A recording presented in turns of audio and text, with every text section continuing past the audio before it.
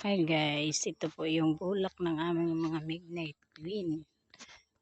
Hindi makapaniwala guys na masyadong marami ngayon sa pag-uwi namin ngayon dito.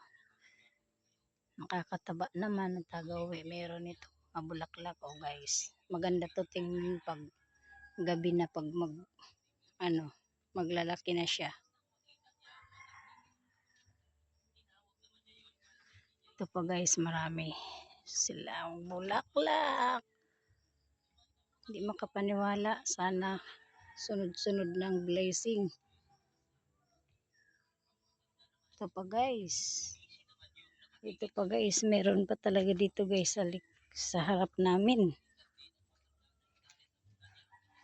Ito pa, ayan.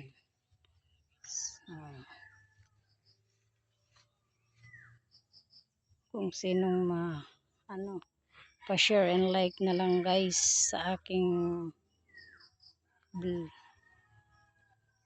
vlog sa aming mga halaman dito. Ito lang talagang pinakamamahal ko, midnight queen. Hinihimati-matan ko talaga yan guys.